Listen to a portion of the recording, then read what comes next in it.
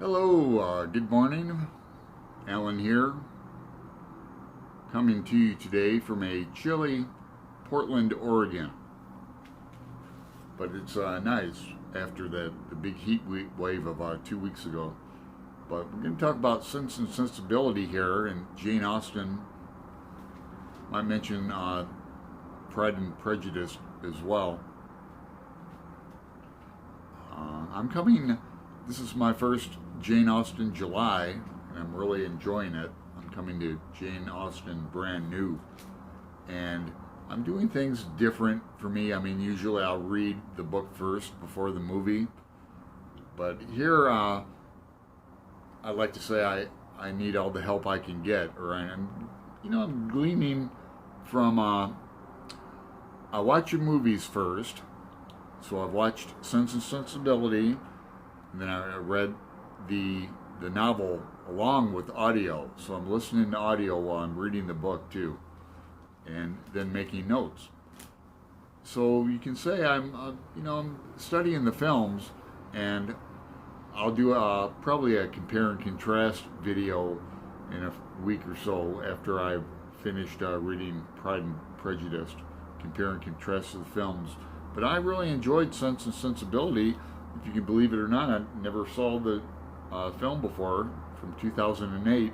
Screenplay written by Emma Thompson, who I like very much. I like her Shakespeare, her Rosaline, and is that As You Like It, I believe? So we have the Dashwoods. And let's go to a clip here explaining their predicament, the Dashwoods situation, right from the get-go. Father, John, you will find out soon enough from my will that the estate of Norland was left to me in such a way as prevents me from dividing it between my two families. Calm yourself, Father. This cannot be.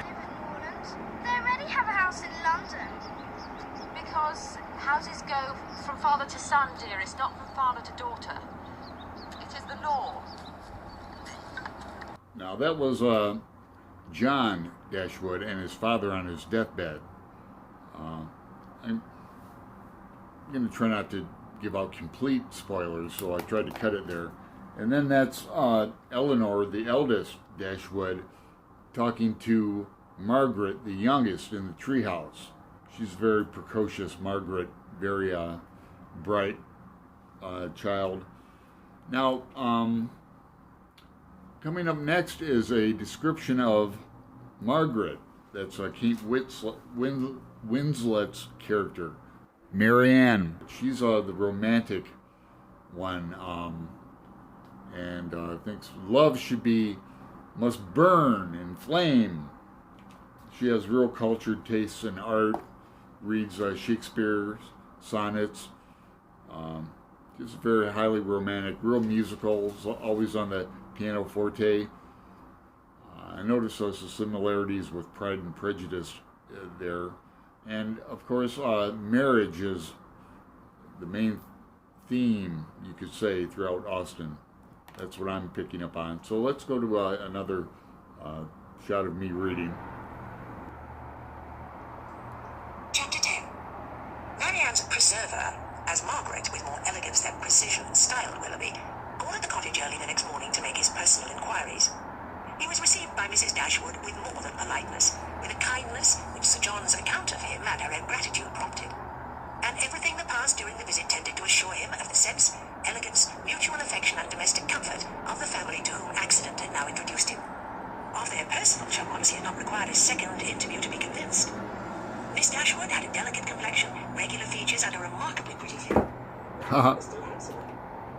Though not so correct as her sisters in having the advantage of height, was more striking. And her face was so lovely that when in the common cant of praise she was called a beautiful girl, truth was less violently outraged than usually happens. Her skin was very brown, and from its transparency her complexion was uncommonly brilliant. Her features were all good, her smile was sweet and attractive. And in her eyes, which were very dark, There was a life, a spirit, and eagerness which could hardly be seen without delight. From Willoughby, their expression was at first held back by the embarrassment which the remembrance of his assistance created.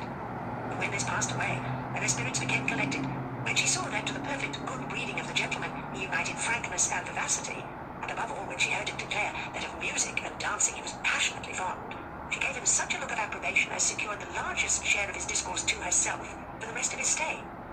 It was only necessary to mention any favourite amusement to engage her to So talk. that was a description of Marianne. She's like, you know, the pretty one, the talented one, the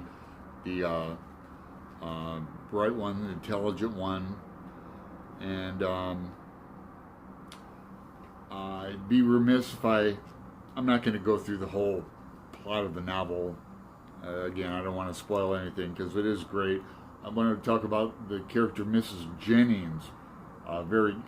She's described as a good-humored, witty, fat, elderly woman who talked a great deal, seemed very happy, and rather vulgar.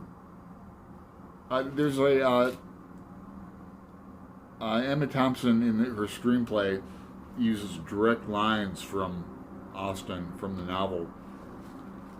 And I've talked about this with Roz, and primarily she's been my go-to person about Austen. I've been enjoying the videos as well. I've been watching a lot of Jane Austen BookTuber videos. But there's a lot of switcheroos here, like the scene that chapter 10, Marianne falls for this Willoughby character. It's fun, and then Eleanor falls for Edward, and there's mistaken assumptions that they make, which is the same as in Pride and Prejudice.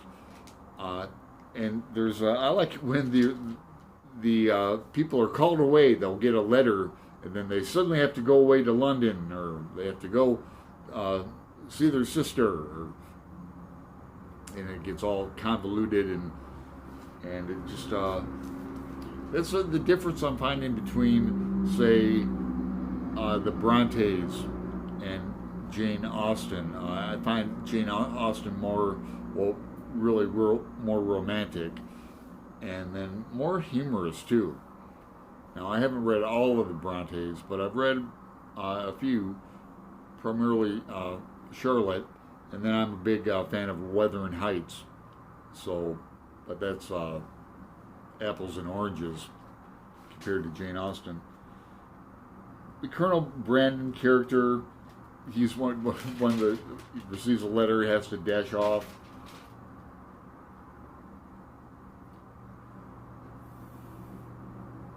They keep locks of hair. Like Marianne doesn't like. Everyone seems to like Edward, although he is very idle, but he's happy. He's looking for a vocation, and I could really relate to that. I have a note here on page 122. Let me find it and I'll read it. This is page 122. Edward talking about himself. "I do assure you," he replied, "that I have long thought on this point, as you think now. It has been and is and probably will always be a heavy misfortune to me that I have had no necessary business to engage me, no profession to give me employment, or afford me anything like independence, but unfortunately my own nicety and the nicety of my friends have made me what I am, an idle, helpless being. We never could agree in our choice of a profession. I always preferred the church, and I still do. But that was not smart enough for my family. They recommended the army. That was a great deal too smart for me. The law was always to be genteel enough. Many young men who had chambers in the Temple made a very good appearance in the first circles, and drove about town in very knowing gigs. But I had no inclination for the law, even in this less obtruse study of it. which my family approved. As for the Navy, it had fashion on its side, but I was too old when the subject was first started to enter it. And at length, as there is no necessity for my having any profession at all, as I might be a dashing and expensive without a red coat on my back, as with one, idleness was pronounced on the whole to be most advantageous and honorable, and a young man of 18 is not in general so earnestly bent on being busy as to resist the solicitations of his friends to do nothing. I was therefore entered at Oxford and have been properly idle ever since. So that's Edward in his own words. Now, you do not need to worry, because all's well that ends well at the end of this.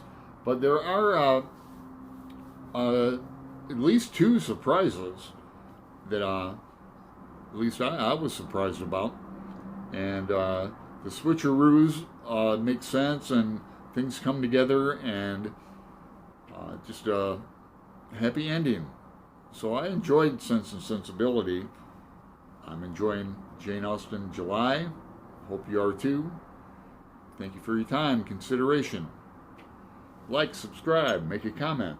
I'll reply. Again, I'm Alan, and I'll talk to you later. Ta-ta.